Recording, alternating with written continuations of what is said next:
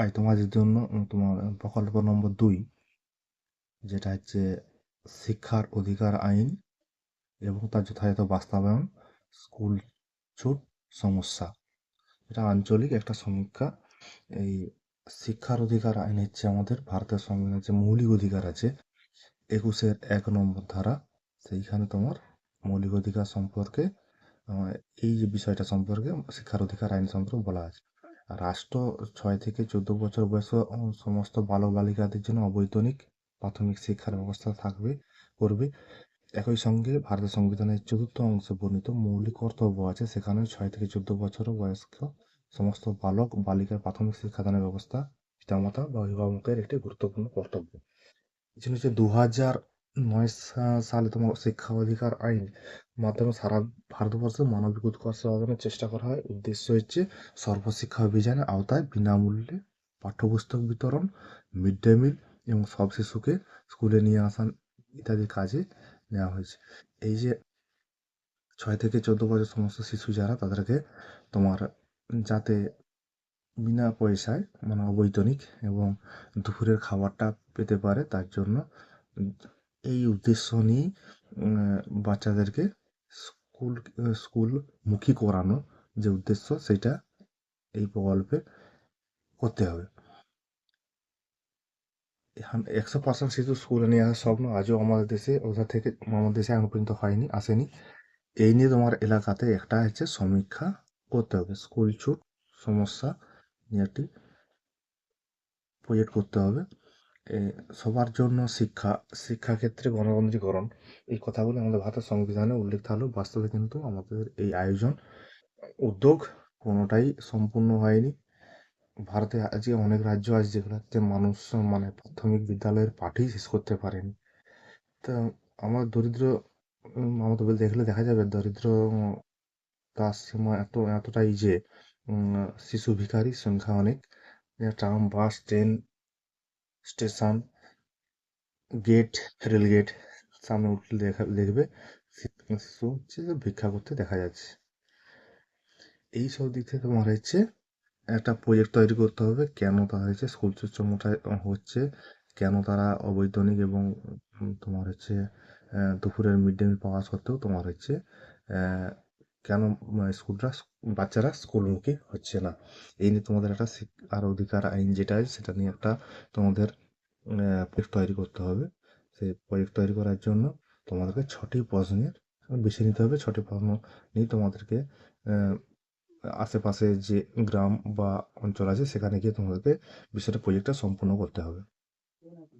শিক্ষার অধিকার আইন বাস্তবায়নে যথাযথ বাস্তবায়ন রূপায়ণে স্কুল ছুট সমস্যা যেটা, তার আঞ্চলিক ভিত্তিতে সমীক্ষা হবে। প্রথমে তোমার উত্তরদাতাদের নাম, তুমি যে জনসাধারণের কাছে যাবে সেখানে যে প্রশ্ন করবে, সেখানে যাকে প্রশ্ন করবে তার হচ্ছে এখানে বিবরণ দিতে হবে।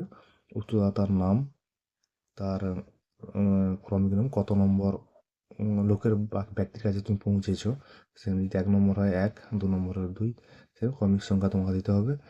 ঠিকানা দিতে হবে এখানে তার, সে লিঙ্গ নির্ধারণ বা পুরুষ স্ত্রী অন্যান্য কোনটার মধ্যে পড়ছে সেটা দেখতে হবে, ধর্ম কী সেটা দেখতে হবে, এসসি এসটি ওবিসি জেনারেল কোনটা, শিক্ষাগত যোগ্যতা কী আছে, পেশা কী, এগুলো তোমাকে তোমার জিজ্ঞাসার মধ্যে রাখতে হবে এগুলোকে। তারপর তোমার হচ্ছে প্রশ্নাবলী করতে হবে। প্রশ্ন কি কি আছে? প্রশ্ন আছে তোমার,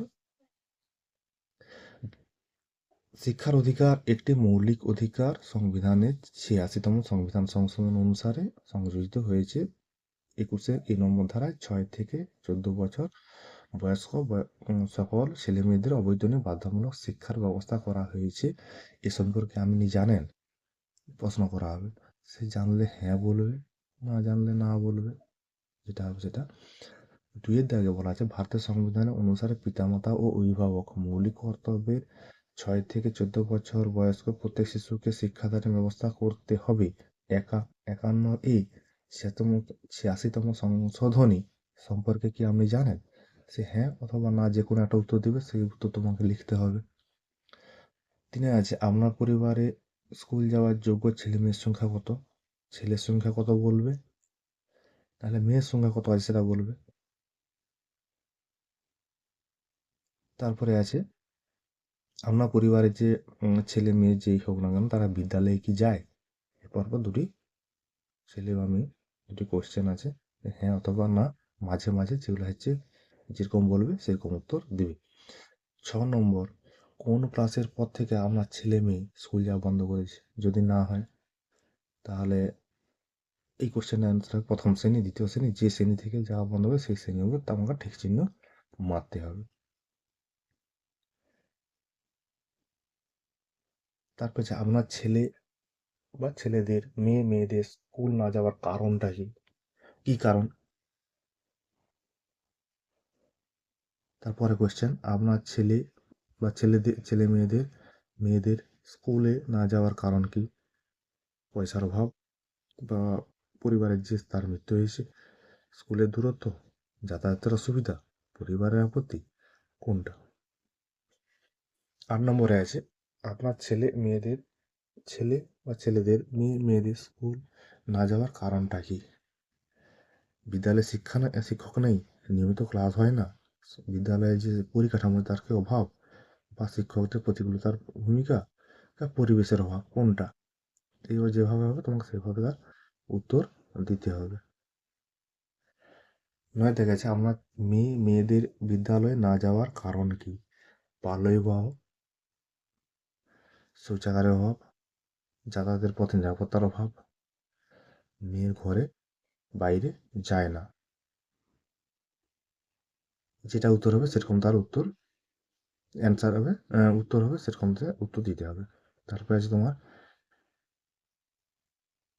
10 কোশ্চেন, আপনার সন্তানের কি বিদ্যালয়ে ভর্তির সুযোগ হয়নি?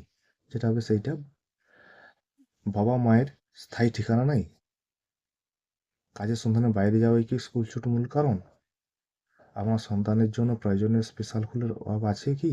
হ্যাঁ যদি হ্যাঁ, না। শিক্ষার প্রয়োজনীয়তা সম্পর্কে আপনি কি সচেতন? কি মনে করেন? ওয়ার্ড বা গ্রামে তোমার শিক্ষা কমিটির কি প্রয়োজন আছে? যেটা হবে সেটা, স্কুল ছুটির কারণ হিসাবে আপনি কি মনে করেন যে এই বিষয়ে যথেষ্ট সরকারি প্রচেষ্টার অভাব রয়েছে? যেটা হবে সেইটার অ্যান্সার দিতে হবে। তারপরে আছে তোমার 17 ছেলে মেয়ে পড়াশোনার প্রতি কি ব্যক্তিগত আগ্রহ কি দেখা যাচ্ছে না? কি কি বন্দোবস্ত হলে আপনি আমার ছেলেকে স্কুলে পাঠাবেন? এইসব তোমার হচ্ছে কোশ্চেন দিয়ে তোমার হচ্ছে 19 যেটা আছে, পড়াশোনা করে চাকরি বা কাজের নিশ্চয়তা নেই বলে আপনি কি ছেলেকে বা সন্তানকে স্কুলে ছাড়িয়ে দিয়েছেন? এরকম অনেক হচ্ছে কোশ্চেন হবে, তো কোশ্চেনও তোমাকে করতে হবে, কোশ্চেনও তোমাকে তার অ্যান্সার তৈরি করতে হবে, তারা উত্তর দিলে সেই সম্পর্কে উত্তর তৈরি করতে হবে।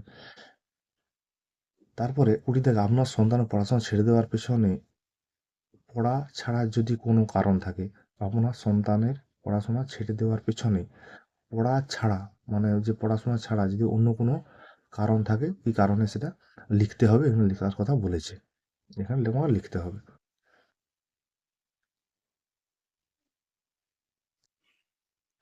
তুমি তো ওখানে প্রজেক্টটা করতে গেছিলে, তাহলে সেই প্রজেক্টটা করার পরে তুমি হচ্ছে ওখানে কি করবে, সাক্ষাৎ গ্রহীতা স্বাক্ষর, মানে তুমি তোমার নিজের স্বাক্ষর করবে এবং তোমার তারিখ দিবে, এবং দাত্রী স্বাক্ষর, যার কাছে তুমি সাক্ষাৎ নিয়েছিলে, ইন্টারভিউ নিয়েছিলে, তার স্বাক্ষর হবে এইখানে। এইবারে চলে আসে তোমার হচ্ছে উৎপাদ উপাত্ত বিশ্লেষণ। উপাত্ত বিশ্লেষণ সারের নাম্বার 1। এই শিক্ষার অধিকার যে মৌলিক অধিকার, যেটা হচ্ছে 86তম সংশোধন 21-এর নম্বর ধারায় 6 থেকে 14 বছর বয়সের সমস্ত শিশুকে অবৈতনিক বাধ্যতামূলক শিক্ষা ব্যবস্থা করা হয়েছে। এই সম্পর্কে কি আপনি জানেন? এটা প্রশ্ন করা হবে, প্রশ্ন করালে হ্যাঁ যতজন বলবে তার ততজন, না বললে এতজন, তাহলে সেরকমভাবে তার একটা পাই চার্ট বা স্তম্ভচিত্র একটা আঁকতে পারো। এই যে আবার একটা বলি, যে একটা খাতাতে এটা আঁকতে হবে, একটা খাতাতে যখন খুলে ফেলার পরে ডান দিকে তোমার হচ্ছে এই ছকটা তৈরি করতে হবে, এবং ঠিক ছকটার বাম দিকের কাগজে মানে একটা সাদা অংশ থাকবে, যেটাতে তোমার হচ্ছে লিখতে হবে এই পাইটা ছবি রং দিয়ে যেভাবে করা আছে ওইভাবে তৈরি করে দিবে। তারপর আছে তোমার উৎপাদ বিশ্লেষণ 2, একই রকম বিষয়। এখানে হচ্ছে ভারতের সংবিধান অনুসারে পিতা ও মাতা অভিভাবকদের মৌলিক কর্তব্য যে 6 থেকে 14 বছর প্রত্যেক শিশুকে শিক্ষাদান ব্যবস্থা করতে বলা হয়েছে 51 এই নম্বর 46তম সংশোধনী সম্পর্কে। এটা কি আপনি জানেন? যতজন জানেন যেরকমভাবে ডাটা তৈরি হবে সেইভাবে ডাটা তৈরি করবে। একই রকমভাবে একটা খাতা যেখানে তুমি এই নিশ্চয়ই ডান দিকের পেজে এটা দেবে, দেওয়ার পর সেই খাতা খোলা অবস্থায় যে বাম দিক যেটা হবে সেই সোজাসুজি বাম দিকে এই পাই চিত্রটা বা তোমার স্তম্ভচিত্র যেটা হবে সেটা এঁকে দেবে। তারপর আছে তোমার সারণী নম্বর 3, উৎপাদ বিশ্লেষণ। উৎপাদ বিশ্লেষণ ছেলেমেয়ে পড়াশোনার প্রতি তার ব্যক্তিগত অনাগ্রহ কি পড়া ছাড়ার কারণ। এইভাবে যে অ্যান্সার দিয়েছে সেই অ্যান্সারের উপরে তুমি তার একটা শতকরা ভাগ তৈরি করবে। তো শতকরা ভাগ তৈরি করার পরে এইখানে একটা এই যে তোমার পাইচিত্র আঁকা আছে এই পাইচিত্রটা গ্রাফ তৈরি করে চিটিয়ে দেবে বা চুপকে দেবে। এভাবে তোমাকে হচ্ছে এইগুলো এই সারণীগুলো তৈরি করতে হবে। এই 3টে সারণী করলাম, এই 3টে সারণী কিন্তু একটা পেজেই হয়ে যাবে। এই সারণী নম্বর 1, 2, 3 এটা একটা পেজে হয়ে যাবে। দিয়ে একটা পেজে হয়ে গেলে পরের পেজে আবার কী করবে না হচ্ছে সারণী নম্বর তোমার হচ্ছে 4, যেটা এই সারণী নম্বর 4-এ যা যা প্রশ্ন করা হয়েছে, যেই প্রশ্নটা করা হয়ে গেছে সেই প্রশ্নের তোমার হচ্ছে মানে একটা বিবরণ, তথ্য বিবরণ দিবে। দেওয়ার পর তোমার হচ্ছে এই তথ্য বিবরণগুলো কীভাবে পাবে? তথ্য বিবরণগুলো পাবে তোমার হচ্ছে তুমি যে কোশ্চেন করতে গেছিলে 20 জনের বাড়িতে গিয়েছিলে, সেখানে যে যেরকমভাবে প্রশ্নের উত্তর দিয়েছে সেই রকমভাবেই তোমাকে তোমার এইখানে পার্সেন্টেজে ভাগ করে দেখাতে হবে। এবং সেই পার্সেন্টেজে ভাগ করে দেখানোর পরে এইখানে তোমার হচ্ছে এই স্তম্ভচিত্র বা পাইচিত্র যেটা আবার হবে সেটা তুমি আঁকবে। 5-এর দাগে আছে স্কুল ছুট কারণ হিসাবে আপনি কি মনে করেন এই বিষয়ে যথেষ্ট সরকারি প্রচেষ্টার অভাব আছে? এই প্রশ্নটা করা হয়েছে, 100 জন করা হয়েছে, 100 জনই উত্তর দিছে। 61, 39, হ্যাঁ বলেছে 61, না বলেছে 39। এইখানে তোমার হচ্ছে এই যে পাই চার্টটা এটা আঁকতে হবে। তারপর হচ্ছে উৎপাদ বিশ্লেষণ নম্বর 6। এই উৎপাদ বিশ্লেষণটা প্রথমটা কি, এটা হচ্ছে কী কী বন্দোবস্ত করা হলে আপনি ছেলে মেয়েদের স্কুলে পাঠাবেন। প্রশ্ন করা হয়েছে 100 জনকে, 100 জন উত্তর দিয়েছে। আবাসিক স্কুল, স্কুলে পোশাক দেওয়া হলে, স্কুলে যাওয়ার ব্যবস্থা হলে, পড়াশোনার জন্য বৃত্তি স্টাইপেন্ড দেওয়া হলে, চাকরি বা কাজের নিশ্চয়তা পেলে, যাতায়াতের সুবিধা পেলে। এই এতগুলো প্রশ্ন করা হয়েছে, তারা এই শতকরা ভাগে উত্তরগুলো দিয়েছে। দেওয়ার পরে এই যে তথ্যগুলো নেওয়া হয়েছে, তথ্যগুলো নেওয়ার পর তোমার হচ্ছে এইখানে তথ্যগুলো নেওয়ার পরে এখানে একটা পাই চার্ট তৈরি করা হয়েছে। দেখো এই আবাসিক স্কুল হলে এর উপরে কত পার্সেন্ট লোক বলছে, এখানে তো রং দিয়ে দেখানো আছে এই রংটা। স্কুলে পোশাক দেওয়া হলে এটা হচ্ছে কত পার্সেন্ট, 0%। তাহলে এখানে 0 থাকবেই, সাদা সাদা কি এখানে আছে? নাই। তাহলে এইভাবে তোমার হচ্ছে এই পাই চার্টটা এরকম তৈরি করতে হবে। বা একটা স্তম্ভচিত্র তৈরি করতে করলে এই পাই চার্ট বা স্তম্ভচিত্র তোমার হচ্ছে বাম দিকে এই তথ্যটা দিবে, তথ্যের ঠিক বাম দিকের কাগজে এই পাই চার্টটা এঁকে দিবে। দিলে দেখবে সুবিধা হবে, দেখতে সুবিধা হবে, বুঝতেও সুবিধা হবে। তারপর আছে তোমার সীমাবদ্ধতা। এই যে প্রকল্প রূপায়ণ করা হয়েছে, প্রকল্প রূপায়ণের সমস্যা যেগুলো আছে তার কি তোমার হচ্ছে স্তম্ভচিত্র তৈরি করে দিয়ে দিবে। তারপর আছে তোমার হচ্ছে সীমাবদ্ধতা। এই সীমাবদ্ধতাগুলো কী কী আছে? সীমাবদ্ধতা এই প্রকল্পে যেহেতু সাক্ষাৎকার ভিত্তিক, সেক্ষেত্রে আর্থিক এবং নানাবিধ অসুবিধার কারণে আমি বেশি সংখ্যক মানুষের কাছে যেতে পারিনি। ফলে আরও বেশি সংখ্যক মানুষের কাছে যেতে পৌঁছাতে পারলে সিদ্ধান্ত আরও নিখুঁত হতো। এটা তোমার হচ্ছে সিদ্ধান্তে সীমাবদ্ধতায় লিখবে। তুমি যেতে পারোনি প্রত্যেকের কাছে না যেতে পারার জন্য তোমার হচ্ছে এটা হয়তো অসম্পূর্ণ থাকেনি, তবে তো প্রজেক্ট অসম্পূর্ণ হয়নি, তবে আরও মানুষ সচেতন হতে পারতো। 2 নম্বরে আছে অনেক সাক্ষরতা আছে প্রশ্নের কাছে উত্তর দিতে অস্বীকার করায় যথেষ্ট সিদ্ধান্তে উপনীত অসুবিধা হয়েছে। এটা একটা পয়েন্ট হতে পারে। আরও সচেতন মানুষের কাছে পৌঁছাতে পারলে আরও ভালো হতো। এটা তোমার সীমাবদ্ধ। তুমি কি অসুবিধার সম্মুখীন হয়েছো তুমি প্রজেক্টটা তৈরি করতে গিয়ে, তার এই সীমাবদ্ধতাগুলো তোমাকে দিতে হবে। তারপর চলে আসো সিদ্ধান্ত। সিদ্ধান্ত তুমি যে সারণীগুলো তৈরি করেছিলে 1 থেকে 6 পর্যন্ত, এই 6টা তোমার হচ্ছে সারণীর এখানে সিদ্ধান্ত তোমাকে দিতে হবে। এই যে তুমি সারণী তৈরি করেছিলে, 1 নম্বর সারণী, 2 নম্বর সারণী, 3 নম্বর সারণী, 4 নম্বর সারণী, 5, 6, সেটা তোমার হচ্ছে এখানে সিদ্ধান্ত লিখতে হবে। এই 1 নম্বর মানুষ এটা হচ্ছে গ্রাফ দেখে তৈরি করে, গ্রাফ দেখে লিখে নেবে কি হচ্ছে এখানে। প্রথম সারণী যেটা ছিল সেইখান থেকে তুমি কি সিদ্ধান্ত উপনীত হয়েছে সেটা তোমাকে এখানে লিখতে হবে। দেখো 69% প্রায় সম্পূর্ণ অসচেতন। দুই থেকে বলা আছে 6 থেকে 14 বছর বয়স্ক প্রত্যেক শিশুর শিক্ষাদানের যে অভিভাবকের যে মৌলিক একটা সেই সম্পর্ক সংখ্যাগরিষ্ঠ যে মানুষ জানেই না বিষয়টা। তিনের দাগে আছে পড়াশোনা ছাড়া কারণ ছাত্রছাত্রীর পড়াশোনার প্রতি ব্যক্তিগত আগ্রহ দায়ী বলে সিদ্ধান্ত উপনীত হচ্ছি। বিপুল সংখ্যক মানুষ 80% গ্রাম বা ওয়ার্ডের শিক্ষা কমিটির প্রয়োজন আছে, তারা এই বিষয়ে যথেষ্ট দেখভাল করবে। এগুলো তোমার হচ্ছে সিদ্ধান্তে উপনীত হতে হলে তোমাকে এগুলো করতে হবে। এগুলো তোমার হচ্ছে বিষয়। এই বিষয়গুলো তোমার হচ্ছে লিখতে হবে প্রজেক্ট খাতার মধ্যে।